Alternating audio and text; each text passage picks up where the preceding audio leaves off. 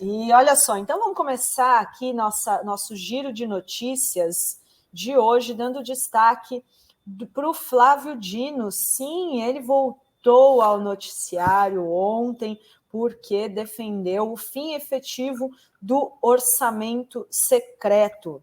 Exatamente, ele ontem determinou que as chamadas emendas PIX devem seguir critérios de publicidade, transparência e rastreamento.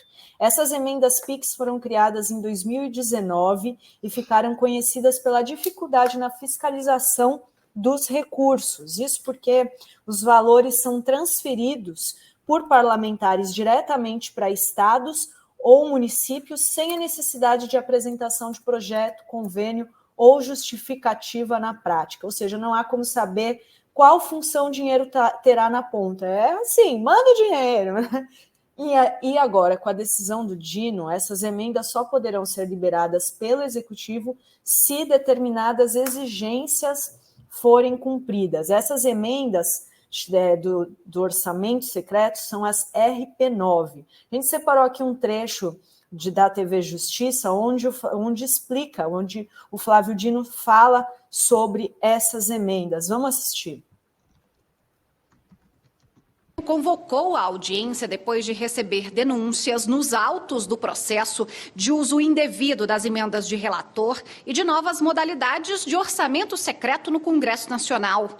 Em dezembro de 2022, o Supremo Tribunal Federal determinou que todos os pagamentos feitos por meio das emendas de relator devem ter os dados publicados de forma acessível, detalhando os serviços, quem solicitou e os beneficiários.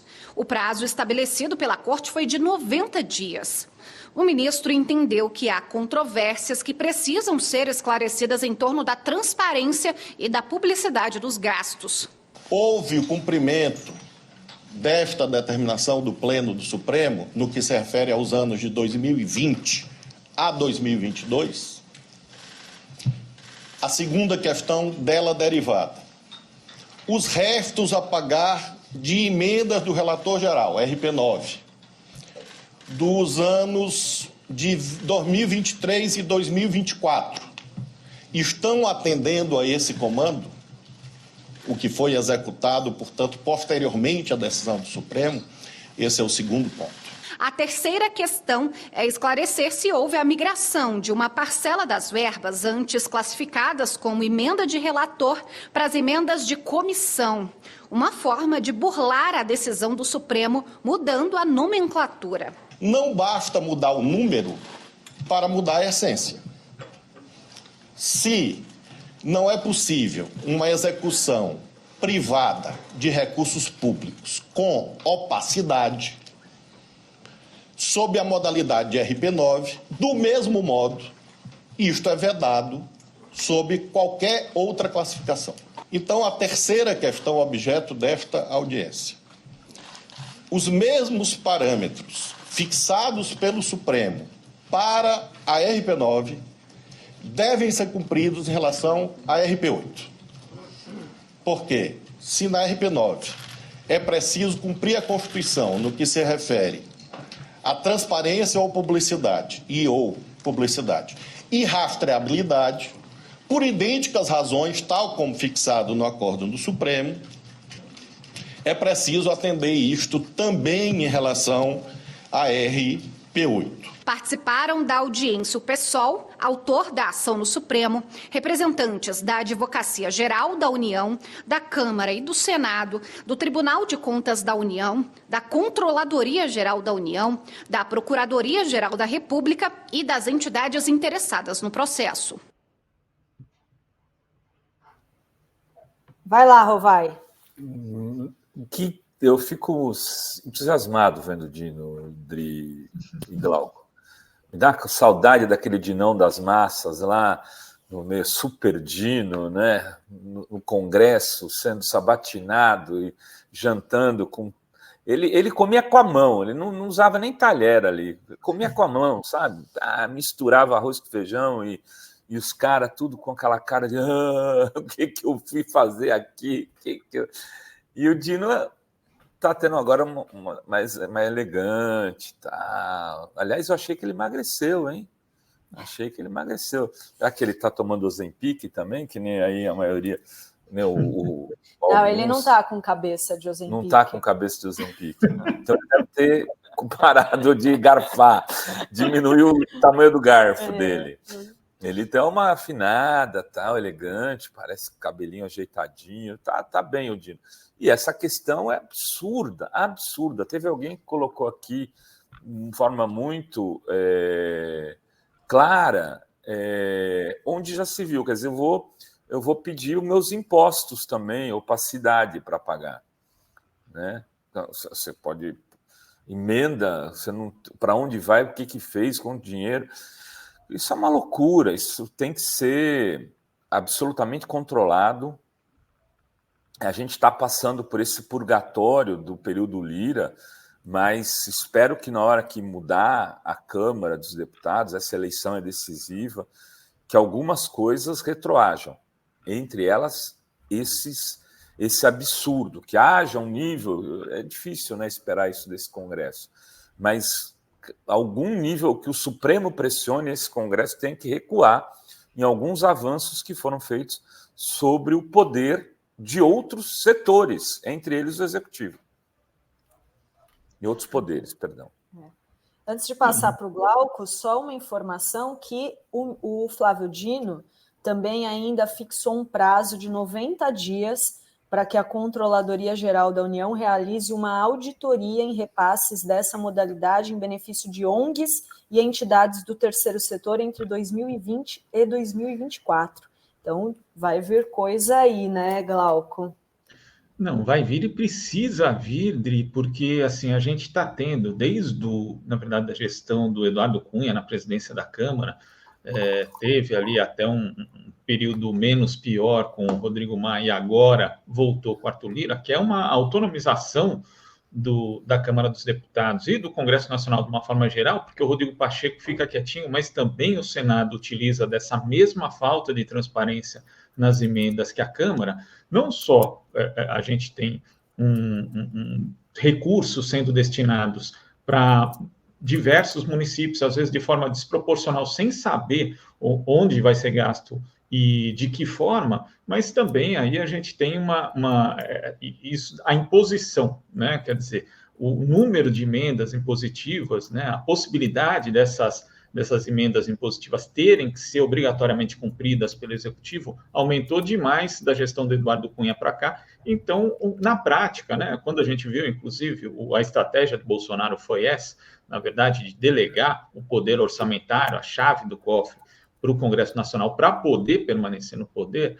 E só que depois disso a gente tem o governo Lula, que está tendo extrema dificuldade. A gente sempre teve, né, muitos problemas quando tem um governo que não tem a maioria no Congresso Nacional. Só que nesse caso não é só o fato do governo não ter a maioria no Congresso Nacional, é o fato do Congresso Nacional hoje ser muito mais poderoso, inclusive nessa questão da distribuição de recursos, que era há pouco tempo. Agora, nessas emendas PIX, né, chamadas emendas PIX, que você não precisa nem comprovar para que vai ser usado e qual é a destinação exata, teve um levantamento recente de junho que mostra que menos de 1% dos mais de 8 bilhões autorizados por esse tipo de emenda em 2024 leva a informação quanto ao beneficiário, ou seja, prefeitura, estado, para onde vai o dinheiro e como o dinheiro vai ser usado. Sem obra de saneamento, enfim. E como esse dinheiro também não precisa, mesmo assim que seja, vamos aqui dizer que não, que os deputados realmente estão empenhados em ajudar diversas prefeituras, principalmente as menores, que têm dificuldade de captação de recursos. Aí você vai ver que quando o camarada aprova essa emenda lá no parlamento, você não precisa nem de aval técnico do executivo. Então, o que acontece? O cara, de repente, chega assim, eu vou destinar de saneamento para a cidade ali do interior do Maranhão. Tá, beleza. E a prefeitura tem como executar isso?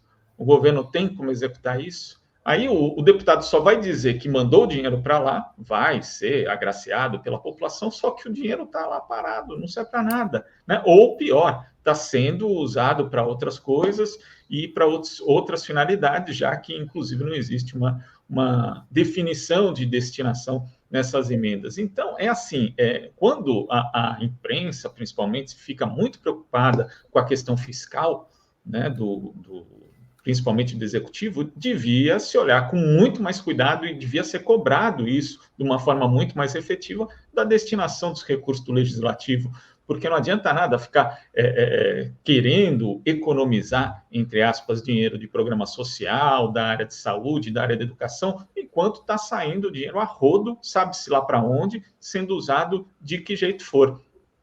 Então, isso devia ser uma questão prioritária, né? Mas parece que não é muito importante, né? E a gente sabe também que nesse ano eleitoral a quantidade de emendas subiu ainda mais.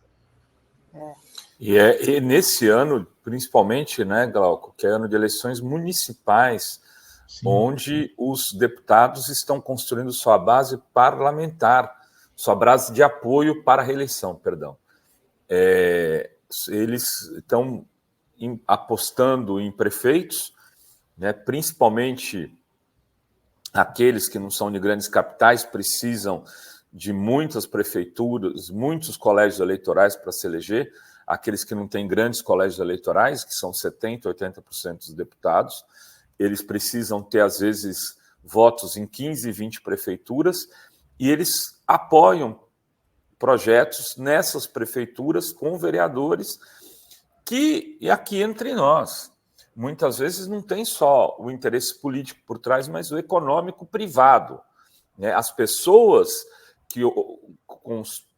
que recebem esses recursos já têm empreiteiras na ponta para realizar, ou prestadoras de serviço, como, por exemplo, no caso das creches, né? Aqui, que não é o dinheiro do Congresso, como está o esquema das creches de São Paulo, do atual prefeito. Eu acho que a Adri até separou uma notícia sobre isso, está na pauta. Um escândalo. Hoje o Globo está dizendo que é um escândalo, Glauco e Adri, que pode chegar a R$1,5 bilhão de reais. R$1,5 bilhão de reais. Pois é, o seu Nunes aí vai ter que se explicar, né? Aliás, ontem ele recebeu um apoio importantíssimo do Kim. Kim categoria. O Arthur Duval ficou chateado que eu não sei falar o nome do Kim. Não sei mesmo, nunca me preocupei, viu, velho? É um conhecimento que você não precisa se preocupar. Meu Winchester tem limitação. Melhor se preocupar com outras coisas. Mas vamos ver a opinião da galera aqui sobre essa decisão do Flávio Dino. Antes, vou agradecer ao João Carlos da Silva, que diz: ótima homenagem à velha Barreira, 17 anos, está de bom tamanho, que é o destaque da edição de hoje. Mais uma condenação de um golpista, uma bolsonarista, do 8 de janeiro de 2023, a gente já vai falar já também, mas olha só, Ivana diz que essas verbas eram usadas para comprar votos. Marisa, parabéns, ministro Flávio Dino. Pandora Studio foi a melhor indicação para o STF. A Marisa Batista diz: finalmente a farra do orçamento secreto chegará ao fim. O Chicão Somavida diz: orçamento secreto é a forma de secretamente roubar o dinheiro público, não há outra explicação. Adélia, vixe, vão querer impeachmentar o Flávio Dino. E a Almeri Guerra diz: parece que o ministro Flávio Dino está bravo. Bom, o dinheiro é do povo e tem que fiscalizar. Com certeza, né, gente? É um escândalo você destinar um dinheiro sem ter transparência, né? Sem ter aí, né, o mínimo de um projeto para onde a gente precisa saber para onde vai, para que vai ser usado. E a gente já vai... Olha só, o Tim diz: Rovail, o nome dele é fácil, quinta categoria. Gostei dessa, vou começar a chamar o quinta categoria, que não consegue se classificar, Glauco. Se fosse Olimpíadas, ele não estaria nem na repescagem. Eu desistido. O cara devia ter vergonha. Ele era candidato dele mesmo, né? Uma coisa impressionante, porque assim, o Milton Leite, que é, na prática, o dono do União Brasil aqui em São Paulo, estava falando o tempo todo, né? Querendo fechar aliança com o Ricardo Nunes, chegou a certa altura, inclusive, que por conta da ligação do PL, né? Do PL ter imposto um vice para o Ricardo Nunes, o Milton Leite ficou incomodado, mas em momento nenhum ele falou: olha, Renato Dri, ele chegou até a falar, o Milton Leite, eu vi uma entrevista dele, que ele poderia apoiar o Boulos, mas em momento nenhum falou que Kim Kataguiri vai ser o candidato do União Brasil. Quer dizer, ele já estava rifado desde sempre, né? Eu não sei nem por que insiste. Eu não sei, na verdade, por que o nome dele constava nos institutos de nas pesquisas. Eu não consigo entender. É alguém que nunca teve um aceno de viabilização da própria candidatura. Não, e ele foi desistido pelo povo, porque ele foi o único candidato que foi perdendo porcentagem.